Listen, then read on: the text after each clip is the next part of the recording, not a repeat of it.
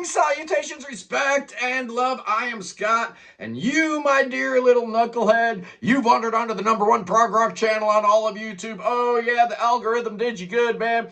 Oh yeah, you're feasting on the good stuff today as I explore my pathway to prog, the gateway albums. I've selected 12 albums that I heard before, my little kid brain actually figured out what prog was and that I loved prog. I've told the story many, many times about how back in December of 1975, my brother was away at university. He comes back for winter break with a cassette that had Fragile on one side and Tarkus on the other, and my life was forever changed, man. That was absolute year zero. That was ground zero. That was the moment that everything changed, right? But it didn't happen in a vacuum, right? You don't become a prog fan, just like that. There's going to be some things that led up to your prog fandom. There's going to be some albums that prepared your ears for different kinds of sounds, different explorations, and different types of, musical influences. All that stuff got put into the stew. So by the time 1975 rolled around, I had heard a lot of great music, and there'd been a lot of stuff that'd been percolating in my brain. And here are the 12 albums that kind of provided me a gateway into prog, so that when I heard the opening strains of Roundabout off that cassette tape my brother brought home, I was ready for it, right? So here are the 12 albums that kind of prepared me for the prog, paved the way for this little kid back in 1975 to become obsessed with prog rock. And here are the 12 albums that did it, right? That kind of set it up. But before I get into that, there's a couple of things that clearly helped. One, if you noticed, a lot of prog fans are musicians, right? There seems to be a real big overlap there. I can't tell you how many times in my comments somebody's talking about, this band they were in or this instrument that they play. So I'm assuming that most of my audience are musicians. And I think that's a thing about prog rock. It is kind of, muso music, right? Musicians enjoy it because it's at a little higher level. There's technicality and virtuosity and stuff like that you don't get with mainstream pop music and whatnot. The other thing that kind of, Oliver's going a little crazy here today. I don't know what his deal is. Oliver, it's okay. It's fine. It's just a guy on a lawnmower. Oh man, the stuff I got to put up with here on a Tuesday morning. But, the other thing that really helped was that my dad was a musician, so I grew up with music in the house all the time. And as a musician, he was, he wasn't listening to radio fare. He was listening to, all kinds of stuff, Miles Davis, John Coltrane, so I grew up listening to a lot of different music in the house, and that certainly helped. But probably the one thing that prepared me the most for my foray into prog rock later on was the fact that when I was 5, Oliver, come on, man. I'm shooting a video here, dog. When I was 5 years old, my dad gave me an option. He gave me an option. He's like, you're playing the piano or you're playing the guitar, right? And even at 5 years old, I knew the chicks dug the guitar players and not the keyboard players. So I said, yeah, let me play that guitar. Absolutely. So I got clicked up with classical guitar lessons. So I was a classical guitarist. I didn't pick up an electric guitar till I was like 18. Right, like Robbie Krieger. We're going to talk about him in a minute. He's on the list. The Doors are on the list. So yeah, I was prepared so that when I heard Roundabout and I heard that nylon string opening, automatically I'm like, hey, I can play that. I know what that is. I can even tell what key that's in. So it was firing the neurons in my brain. But what set me up for that moment? Here are the 12 albums that did it. And I'm starting with an oldie goldie, man. I've talked about this album a million times, but this one here, it still blows my mind that this album came out in 1959. We're talking about Dave Brubeck, Timeout. This is the first album that really brought weird time signatures to the forefront. This thing sold over 1 million copies, right? So everybody had this in their house in the early 60s, listening to, Timeout. What? Just crazy, man. Take 5s and 5/4. You got Blue Rondo a la Turk, which is in 7, and all these different time signatures. My dad was a saxophone player, so he was a big Paul Desmond fan, right? So that's a big reason why he liked Brubeck so much. But yeah, this definitely set my brain up for different time signatures and that kind of stuff. Next up, oh yeah, Next up, you can't talk about prog rock and setting the table for prog rock without talking about the Beatles.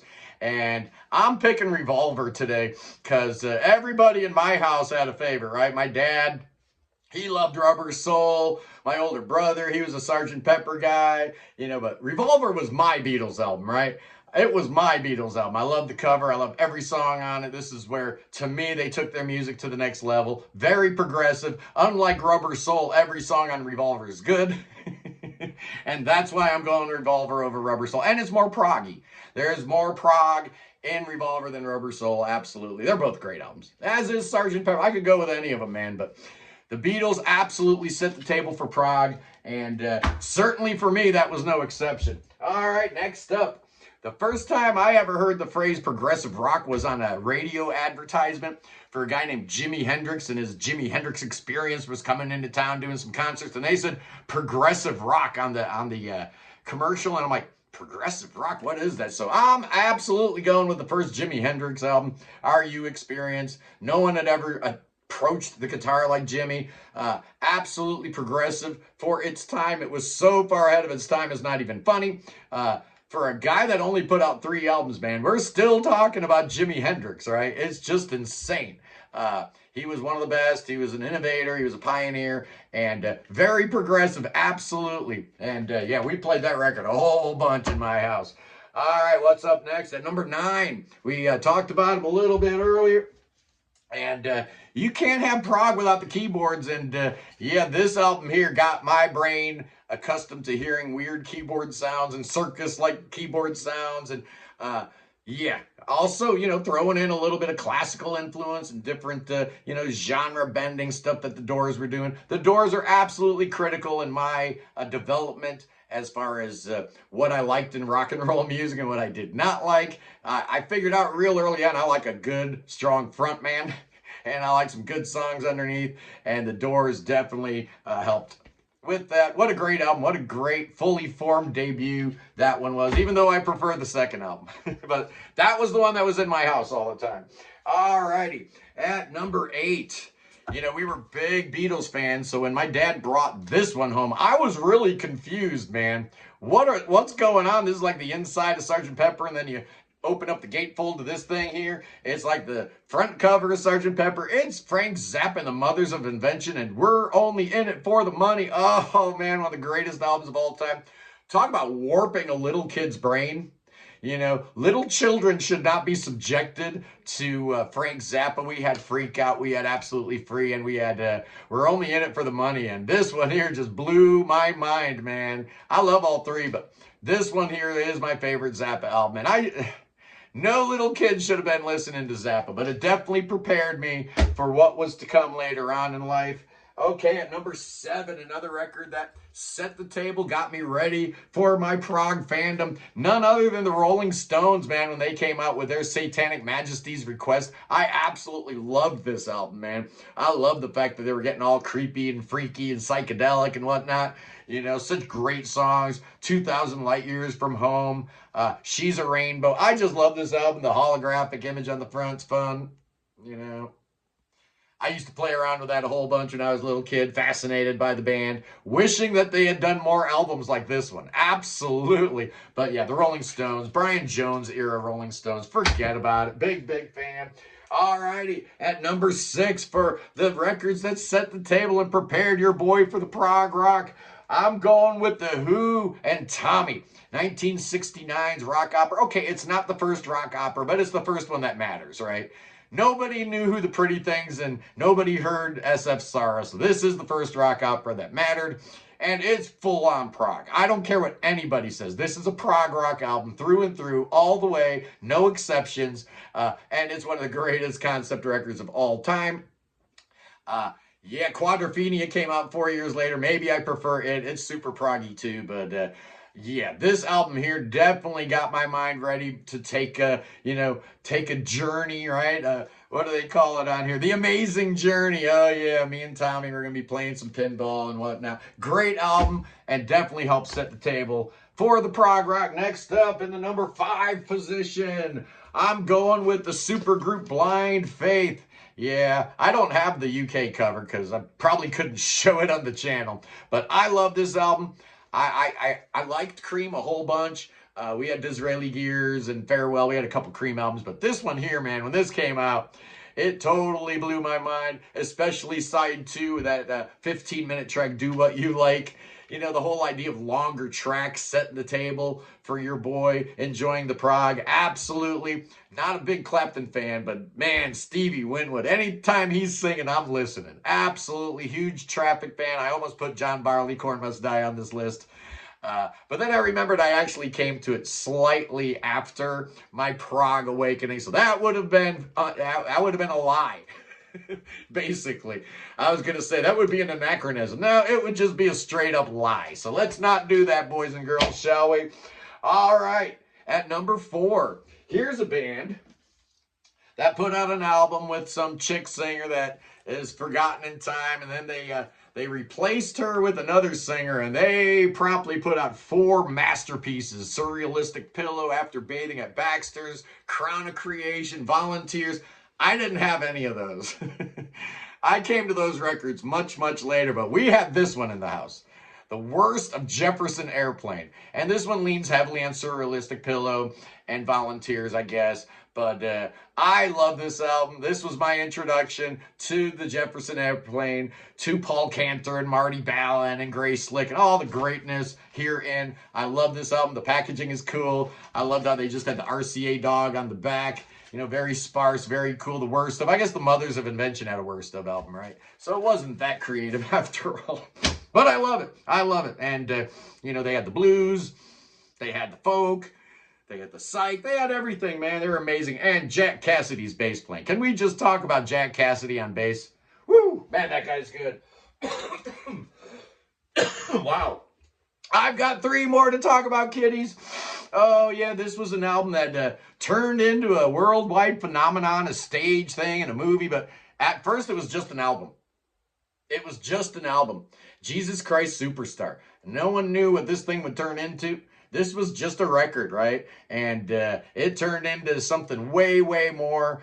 This is prog rock, absolutely. This record used to scare the bejesus out of me when I was a kid. Especially those 39 lashes, man. 1, 2,